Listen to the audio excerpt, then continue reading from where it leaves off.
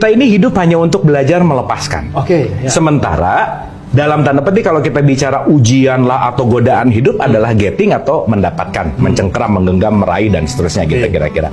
Pertanyaannya adalah pelit ini dibiasakankah atau nature kita sebagai manusia tuh emang merasa memiliki, gimana Gus? Gini loh, seganteng-gantengnya Abu Marlow, setajir-tajirnya, secerdas-cerdasnya, kalau nggak punya nafas, ya di kafan dia. Oke. Masukin peti, kubur. Barang paling mahal dalam hidup kita itu disebut oksigen, udara. Yang kita ambil, yang kita lepas. Jadi dalam hidup tuh nggak ada pelajaran pelit sebenarnya. Oke.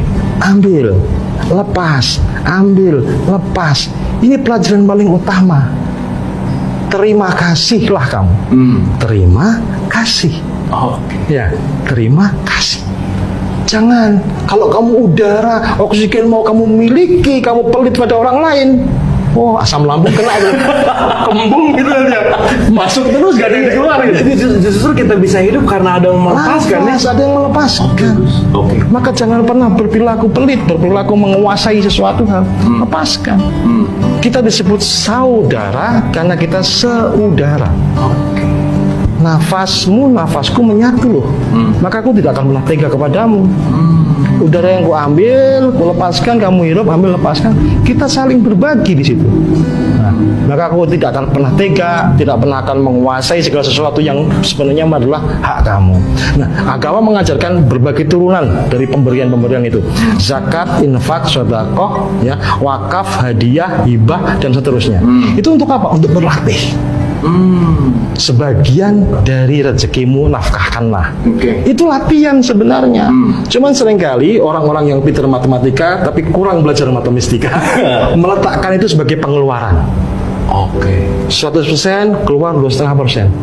Atau jangan terlalu banyak memberilah, kita perlu begini kan pengeluaran. Bukan, itu pemasukan.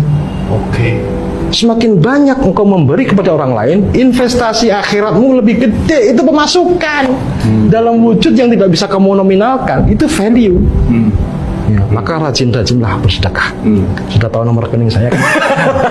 Rajin-rajinlah. itu keren juga. Jadi kadang-kadang hukum dunia sama hukum akhirat itu paradoks terbalik gitu ya. Iya. Kita melihat di dunia bahwa orang yang segala punya kaya. Padahal ketika tadi Gus Chan bilang bahwa itu adalah investasi, jangan-jangan lupa bahwa ketika kita bersedekah kita lagi berinvestasi untuk akhirat. Gitu ya poinnya. Nah, pertanyaan hitung-hitungannya Gus. Kadang-kadang kan ya 2,5%, 10%. Ngerasa 2,5% tuh udah wah luar biasa gitu. Gimana tuh supaya kita benar-benar ikhlas, Gus? Ya. Jangan menyangka apa yang sudah kamu pegang itu milikmu. Belum tentu. Ya. Itu orang-orang yang tadi panitianya ini menyediakan uangnya untuk membeli makanan minuman kita, apakah mereka makan dan minum? Belum tentu juga. Ternyata mereka bekerja untuk memberi makan minum kita. Jadi apa yang sudah sampai pada tangan kita itu belum tentu milik kita. Harus dicek ulang. Maka ketika kita makan dan minum selalu harus menyebut nama Tuhan, ya, yang Maha Pengasih lagi Maha Penyayang, karena ada peristiwa panjang di situ. Ada keajaiban terus-menerus. Secangkir kopi ini peristiwa luar biasa melibatkan jutaan manusia. Siapa tahu ada sepasang suami istri dari mudanya mereka tiap pagi ke kebun kopi, mengelola, merawat sampai memanennya. Ada truk yang mengangkut biji-biji kopi. Ada proses yang sehingga sampai kepada saya, kepadaku secangkir kopi. Yang bahkan aku tanpa usaha loh ini. Berdoa enggak, berusaha enggak, kok Allah kirimkan secangkir kopi. Ini ceritanya bagaimana?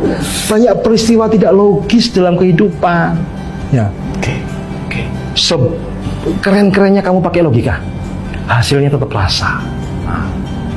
Logikanya nih kita harus pakai skrip, pakai begini, pakai begini. Hasilnya apa? Wih keren nih, puas gua. Rasa. Ya, arsitek bikin gambar bangunan segede itu melibatkan ribuan manusia. Wah kok jadinya gini ya? Kecewa gua. Maka kehidupan sesungguhnya peristiwa rasa. Dan oleh karena itu kita harus mengolah rasa. Wah.